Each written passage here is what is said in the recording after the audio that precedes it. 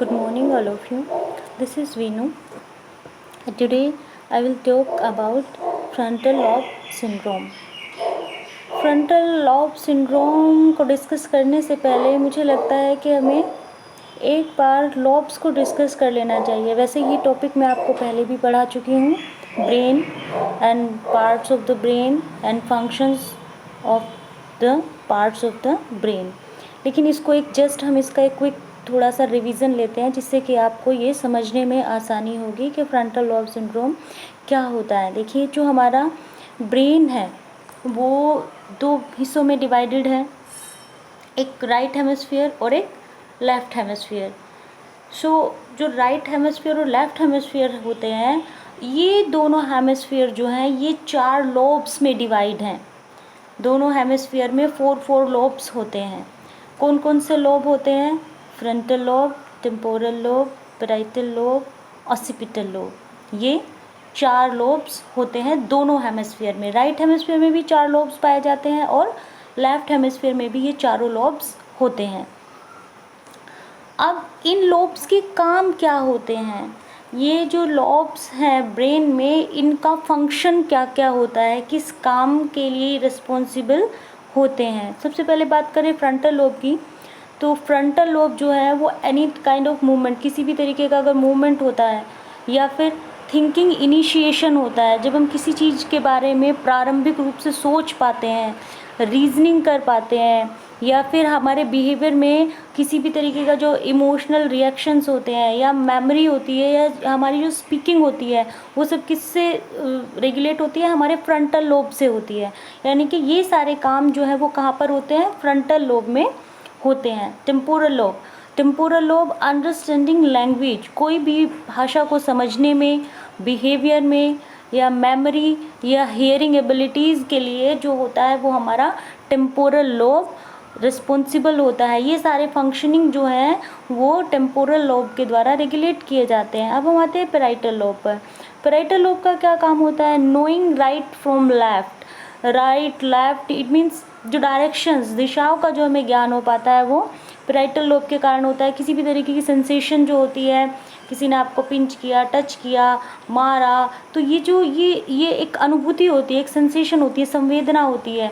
उस सेंसेशन का पता हमें चलता है पैराइटल लोब के कारण। अगर किसी व्यक्ति का पैराइटल लोब इंटैक्ट कर दिया जाए या उसको जो है काट दिया जाए, लेजन कर दिया जाए, तो ये जो सेंसेशन है और ये व्यक्ति की रीडिंग एबिलिटी हुई, स्पेशल रिलेशनशिप को अंडरस्टैंड करना हुआ, ये सब व्यक्ति नहीं कर पाता है। अंडरस्टैंडिंग स्पेशल रिलेशनशिप मीन्स स्थानिक संबंध, स्थान को रिलेट करके देख पाता है। जैसे कि आप ये देखिए, जो आर्किटेक्चर होते हैं या फिर जो इंटीरियर डेकोरेटर होते हैं, उनके अंदर ये स्पेशल रिलेशनशिप वाली एबिलिटी बहुत अच्छी होती है, क्योंकि वो अपने माइंड में ही, अपने दिमाग में ही सब कुछ नक्शा वो तैयार कर लेते हैं। वो स्थान पर पूरा ये देख पाते हैं कि कहाँ पर क्या चीज़ होगी, किसने स्थान पर क्या चीज़ होनी चाहिए। इट मीन्स उनकी स्पेशल रिलेशनशिप जो होती है, जो स्पेशल अंडरस्टैंडिंग होती है, वो बहुत अच्छी होती है। उसके बाद आता है ऑसिपिटल लोब।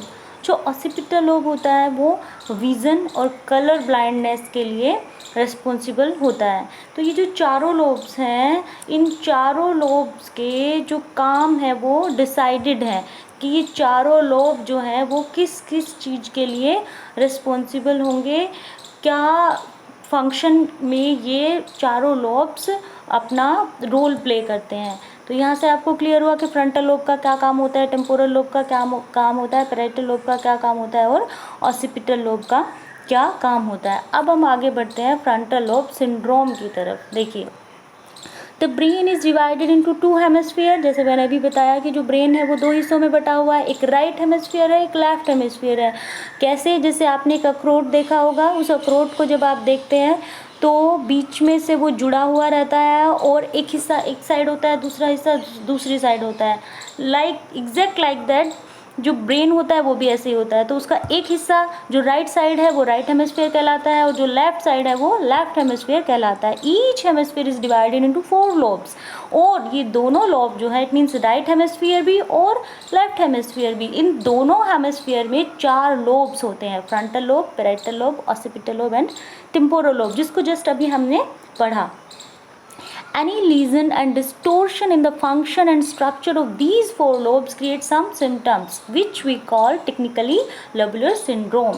तो अब होता क्या है कि इन lobes में अगर इन कोई लीजन कर दिया जाए, लीजन में कोई कट कर दिया जाए, इनके स्ट्रक्चर में, इनकी संरचना में कहीं पर कोई कट लग जाए तो, या इनके किसी फंक्शन में कोई डिस्टोर्शन हो जाए, जिस तरीके से वो काम कर रहे थे उस तरीके से काम वो ना कर पाए, किसी तरह का कोई प्रेशर हो, दबाव पड़े ब्रेन के ऊपर, ब्रेन टिश्यूज़ के ऊपर, इस एरिया के ऊपर, तो क्या होगा कि थोड़ी कुछ क्षति हुई है वहाँ पर, या फिर वहाँ पर कुछ लीजन हुआ है।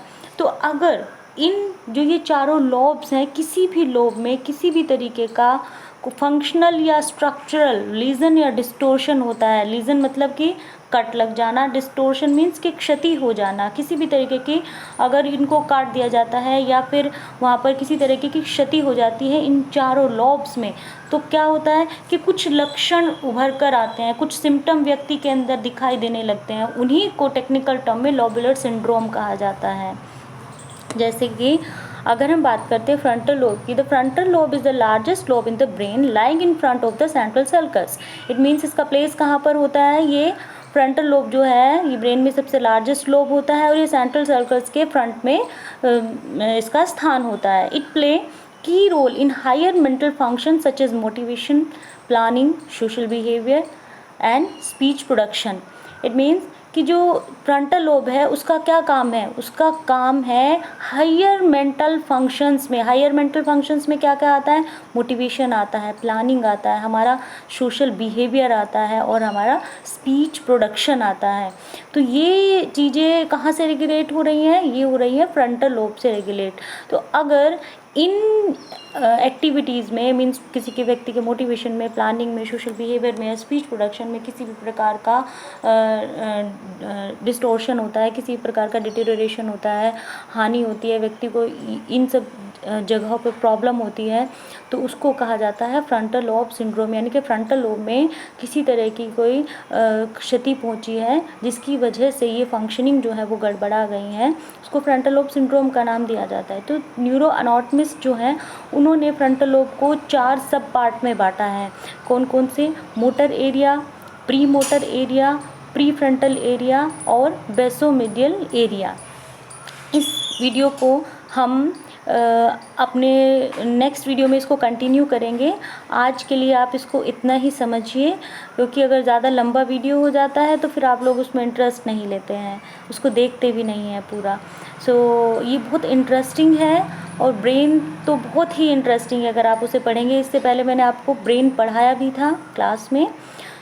आप इसको समझने की कोशिश कीजिए। आई होप कि इतना आपको क्लियर हुआ होगा कि जो ब्रेन है वो 2 हिस्सों में डिवाइडेड है, front right hemisphere and left hemisphere, और दोनों हेमिस्फीयर में 4 लॉब्स होते हैं। और ये जो दोनों हेमिस्फीयर में 4 लॉब्स होते हैं, इन 4 लॉब्स का कुछ काम होता है, कुछ फंक्शन होता है, और यदि इन लोब का में किसी तरीके का कोई स्ट्रक्चरल या फंक्शनल डैमेज होता है, स्ट्रक्चरल या फंक्शनल लीजन होता है, डिस्टोर्शन होता है, तो उसकी वजह से व्यक्ति का बिहेवियर में कुछ लक्षण नज़र आते हैं, कुछ सिम्टम्स नज़र आते हैं, कुछ उसके बिहेवियर से आप देख सकते हैं, उसी को लोबुलर सिंड्रोम का नाम दिया जाता है। अगर फ्रंटल लोब में प्रॉब्लम हो रही है तो फ्रंटल लोब सिंड्रोम होगा। अगर वो काम प्रभावित हो रहे हैं जो कि पैराइटल लोब से रेगुलेट होते हैं तो पैराइटल लोब सिंड्रोम होगा। तो इसी तरीके से हम चारों लोब्स के लोबुलर सिंड्रोम्स को स्टडी करेंगे, लेकिन पहले हम पढ़ेंगे फ्रंटल लोब सिंड्रोम। अभी आप सिर्फ इतना ही समझिए कि फ्रंटल लोब क्या होता है, फ्रंटल लोब के फंक्शन क्या होते हैं, इसके सब पार्ट्स क्या हैं। इससे जो नेक्स्ट वीडियो होगा उसमें हम इसको और डिटेल में एक्सप्लेन करेंगे। आई होप कि इतना आपको क्लियर हुआ होगा। Thank you.